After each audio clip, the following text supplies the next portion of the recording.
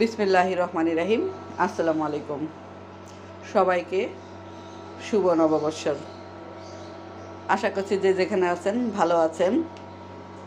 আমিও আল্লাহর রহমতে ভালো আছি। আজকে আমি পহেলা বৈশাখ উপলক্ষে রান্না করছি গরুর মাংস আর ভাজবো ইলিশ মাছ আর আলু ভর্তা করব।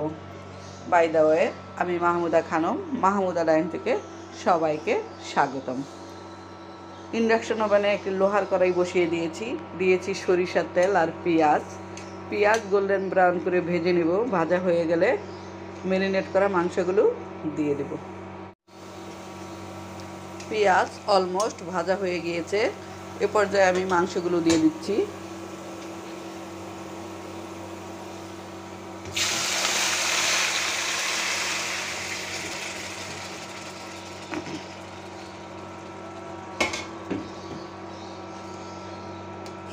ঢাকনা দিয়ে ঢেকে কষিয়ে আমি মাংসটা ভুনা করব।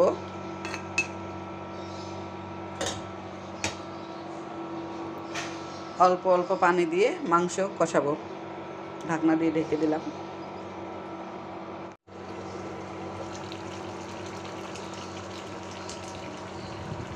মাংস রান্না অলমোস্ট হয়ে গিয়েছে।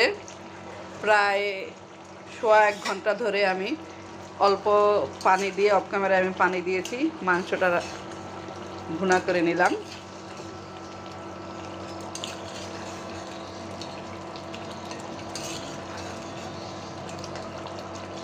মাংস রান্না অলমোস্ট কমপ্লিট। এখন আমি ইলিশ মাছগুলো ভেজে নিব। মাছ ভাজার জন্য চুলায় ফ্রাই প্যান বসিয়ে দিয়েছি, তেল দিয়েছি, তেল গরম হয়ে গিয়েছে। এখন মাছগুলো দিয়ে দিচ্ছি।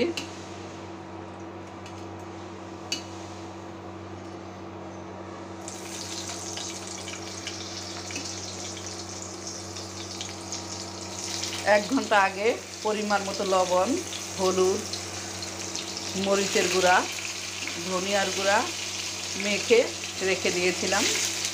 এখন অল্প আঁচে মাছগুলো ভেজে নিব, যাতে পুড়ে না যায়, শক্ত না হয়ে যায়। এইভাবে মাছগুলো ভাজবো। দিয়ে দিলাম সবগুলো মাছ।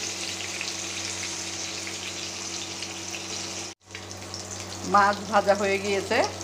মাছগুলো এখন এই প্লেটটাতে তুলে নিব।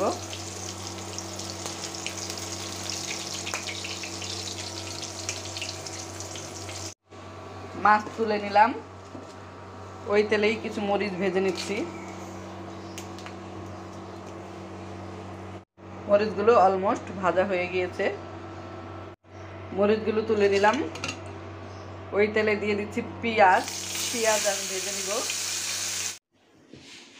পেঁয়াজগুলো কিছুক্ষণ ভেজে তুলে নিলাম। হয়ে গেল ইলিশ মাছ ভাজা,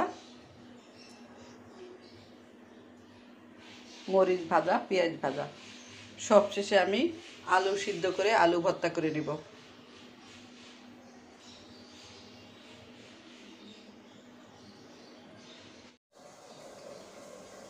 আলু সিদ্ধ হয়ে গিয়েছে।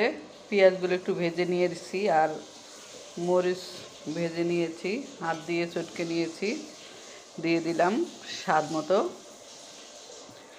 লবণ।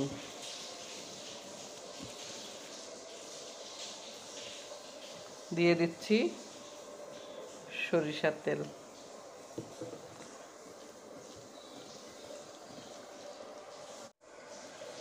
হয়ে গেল আলু ভর্তা বানানো।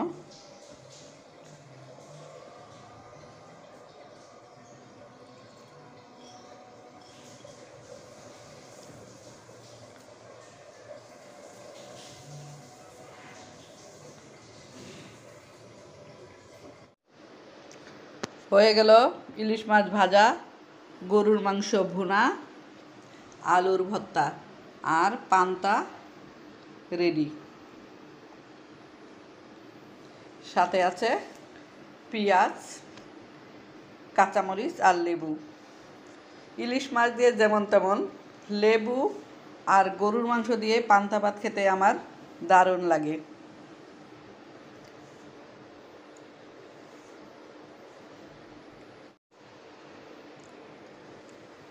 কে কে খেতে চান চলে আসেন আমার বাড়ি, দাওয়াত রইল পান্তা ইলিশের।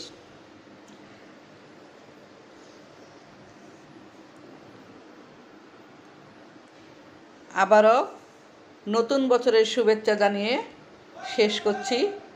ফিরে আসব নতুন কোনো রেসিপি নিয়ে। আল্লাহ হাফেজ, আসসালামু আলাইকুম। সবাই ভালো থাকবেন, সুস্থ থাকবেন।